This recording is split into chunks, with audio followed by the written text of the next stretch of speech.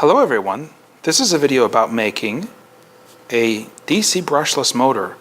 Now this armature has some magnets in it.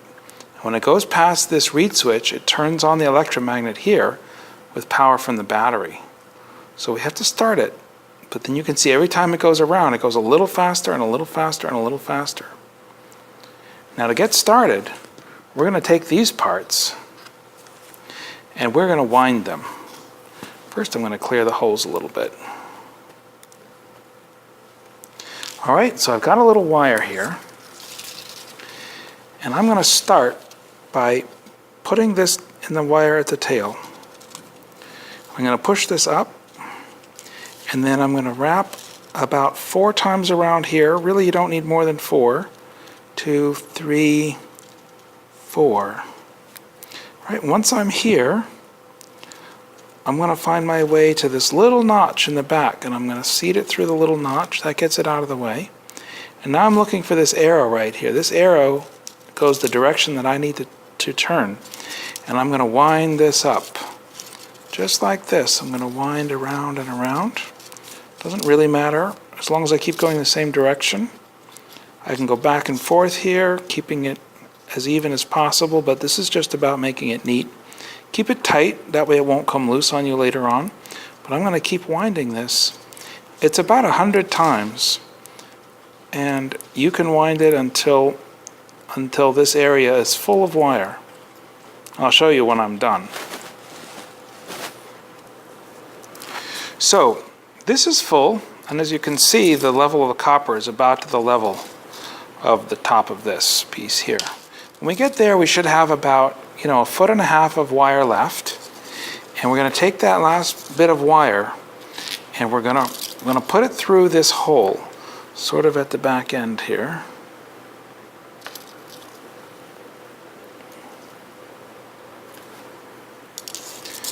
And I like to put it through twice. That will really lock this down.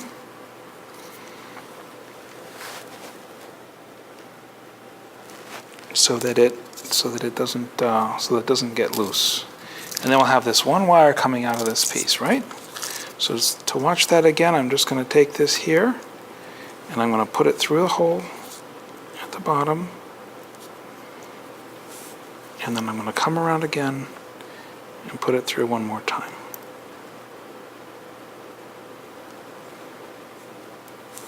At that point, it should stay pretty tight. I'll pull that to tighten everything up, and there we go. Now we've got a little bit of sandpaper here. This is a good time. Hold this entire piece here, and fairly gently go up and down on this piece here to sand the paint off of the wire.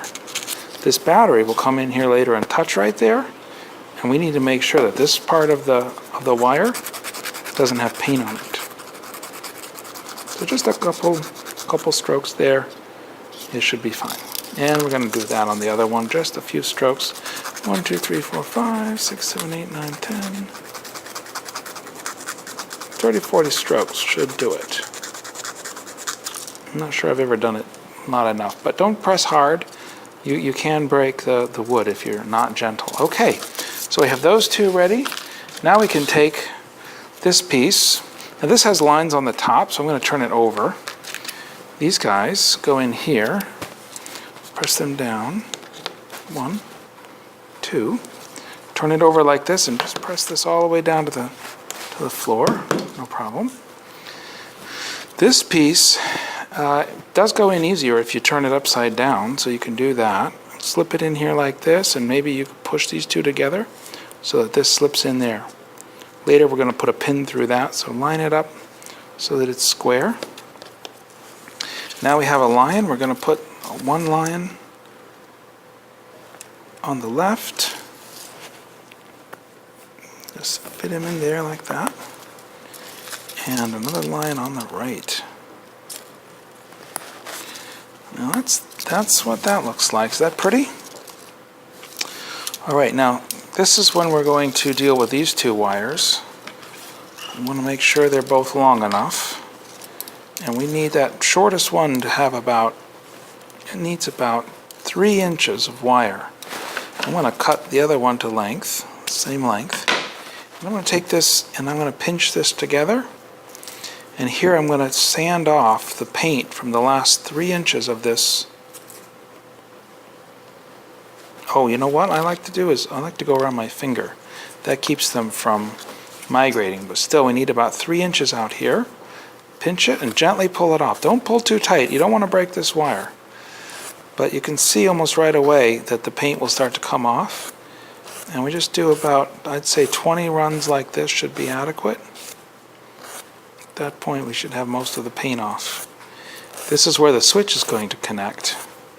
We'll get into that in just a minute.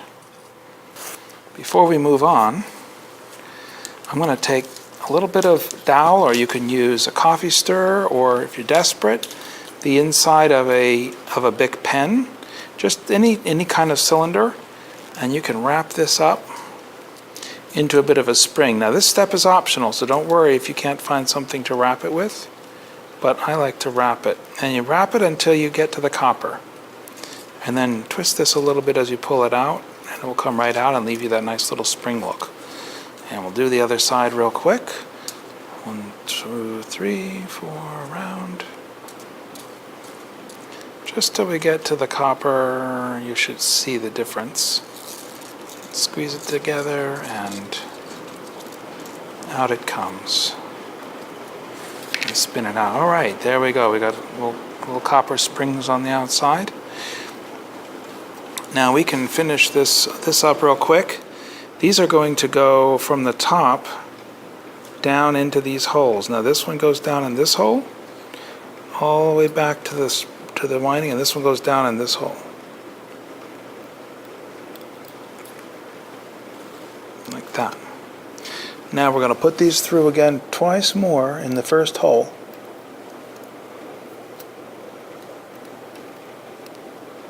Once, twice,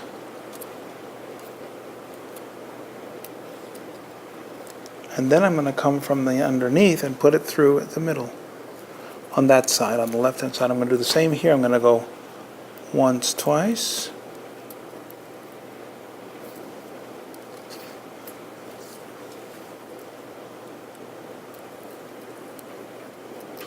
and then I'm going to put it through from the bottom now into the middle. It doesn't really matter which way you go, over the top or the bottom, but I think it looks neatest if we go that way. And here I'm going to go again, up from the bottom once and twice, and again on the other side, once and twice. That copper is in there in order to make a connection with the parts that we're going to add here later. So we should have a couple windings of copper in the holes. We've got this in place. We're going to recenter it to make sure that when we put the axle through. Now, we have 2 magnets. Now this step is kind of important. The magnets are stuck together, which means north to south, so these 2 sides on the inside are different. We're going to put one of them, keep them together, we're going to push one into this. Now it is easier if you use the top. Now we're going to stick that on there. We know that this is,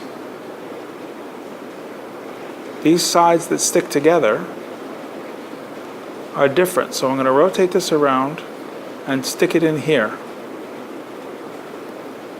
I hope you followed that. Check it if you need to. And then I'm going to close this up like this.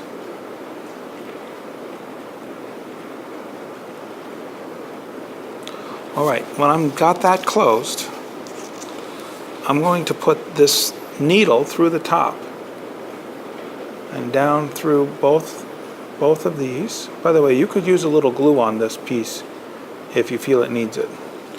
Put it through there, and then I'm going to take these beads and I'm going to chase down these beads with the tip of the needle.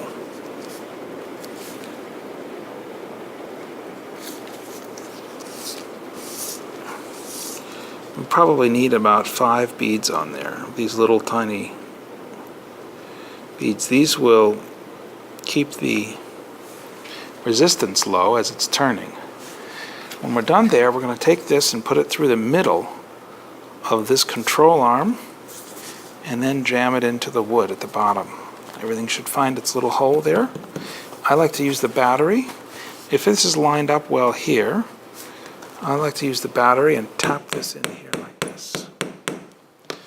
This should spin pretty freely. Now if we put the battery in here at the bottom and then close these two wires together, we should see some activity. See it jump there? When we apply electricity, and this is pretty close here, it will jerk in. See that? That's the activity we're looking for. The problem is we can't get the timing right because it's too hard, too fast to do it. If we could get the timing right, we could just sit here and pulse this. And just like a swing, we could get this to spin, but it's really hard to get the timing right. So we're not going to try to get the timing right. Instead, we're going to take a little LED. Now this, ironically, is to protect. This is to protect the reed switch that we're going to add next.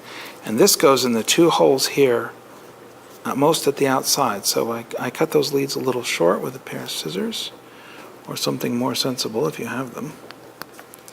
And I'm going to drop that in there. And now we've come to the final moment.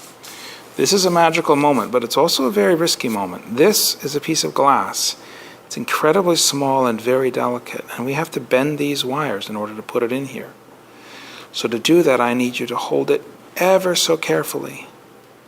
And I've given you a little piece of wood you can use to hold this, but I'm going to use my fingers for the moment.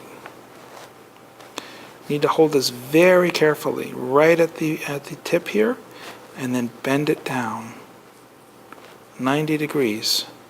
And the same on the other side. It's important that you don't put any stress on the glass and that you bend it just like that. Ever so gentle. Everything you do with this has to be really gentle. But if we get it bent here and we put it in here like this, this glass bead will switch on and off every time it goes around. And that's the magic that makes this work. So I'm going to fit this in here and slide it down. I want to slide this down just to the point that it's right about where the magnet's going to come by. Yeah, and you can see that it's flashing the light. I can also move this, bend this forward until it's just out of the way. It should be as close as possible. Now it's working in a sense that it's switching every time it goes by because you can see the flashing.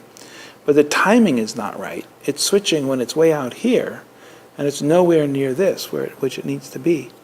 That's why we have a control arm. So we're going to take the control arm and rock it basically all the way to one side. It doesn't really matter which side. We're going to rock it all the way to this side. And then when it comes by here, it will be very close here to the magnet. It will be drawn in, and it will keep rotating. What do you think of that? Now that's spinning pretty fast. We can turn this control arm farther away and slow it down.